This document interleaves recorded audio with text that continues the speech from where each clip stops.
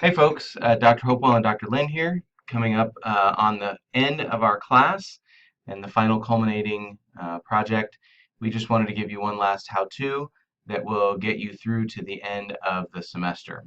So we are looking now at the rubric for the action research report, the self-evaluation rubric, and that's what you see on your screen. And Dr. Lynn is going to take us through kind of a review and up to where we are now, and then what we're going to do here for the last couple weeks.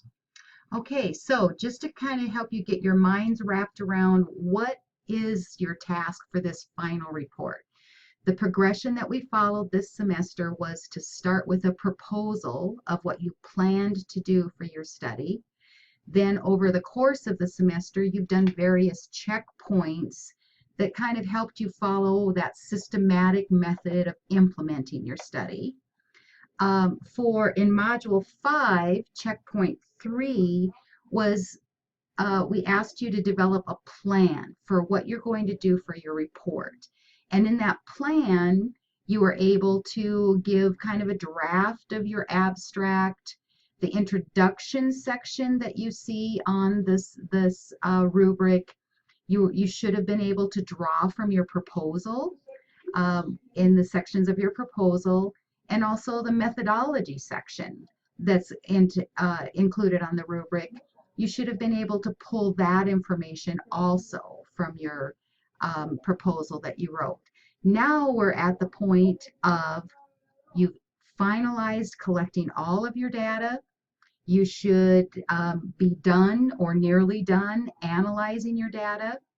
And if you did a collaborative study, you should also be investing time now in comparing your data with each other and trying to see, what did we learn? What is the data telling us?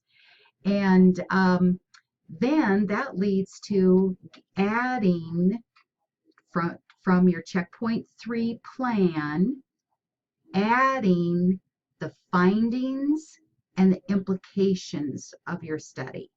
And so you're going to say, these are the main things that we learned from analyzing our data, and then this is how we're going to apply that. And this is our recommendations for other teachers based on our findings of our study. Dr. Hopel, what would you like to add to that? Yeah, I just wanted to offer a little bit of guidance in that, and so some students decided to create they were going to do a narrative written report as their final artifact. Some folks did PowerPoints, some did Prezis.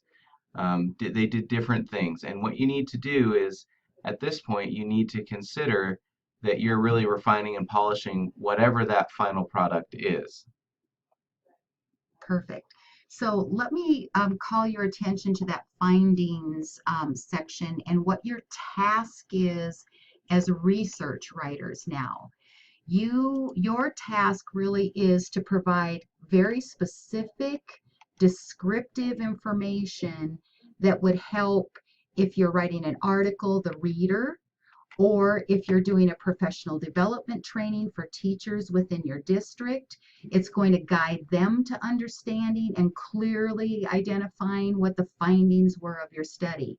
So your task is to really use things like tables that summarize the key findings of your study, clearly linked to your research questions.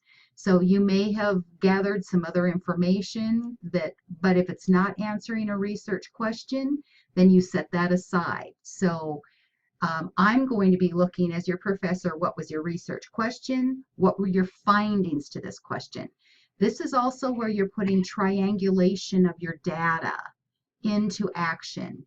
You're going to want to compare if you did an initial assessment and then you did a checklist, observational checklist, and then maybe you have a post-assessment. You're going to want to compare those sources of data and see if your findings are based on comparison of that data.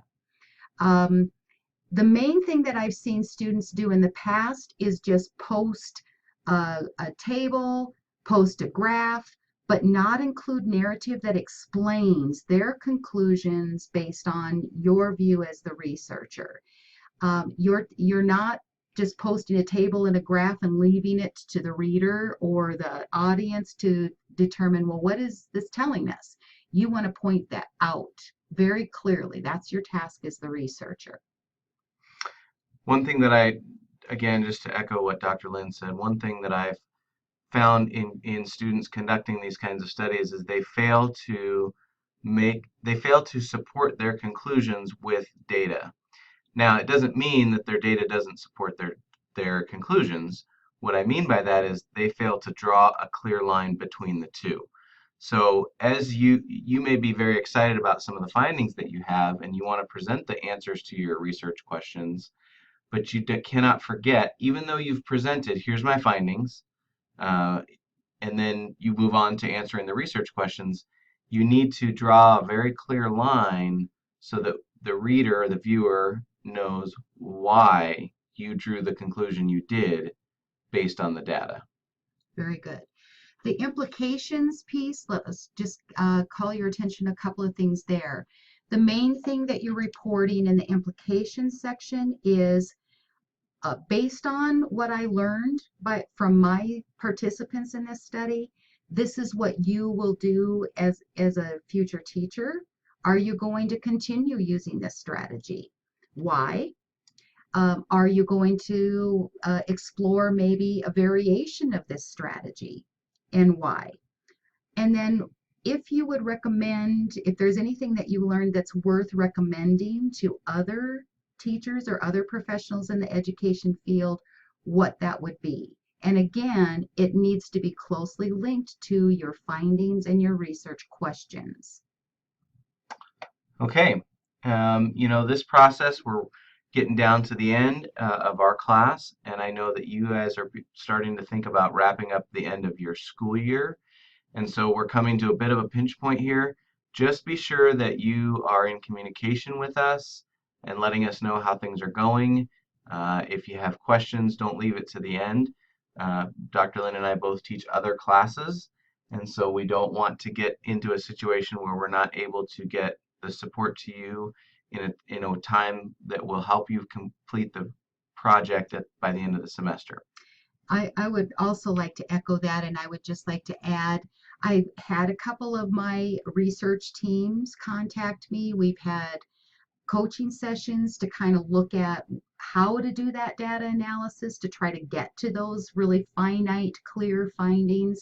And each one that I've done, the students have said, "Oh my gosh, it was so much easier now based on our conversation."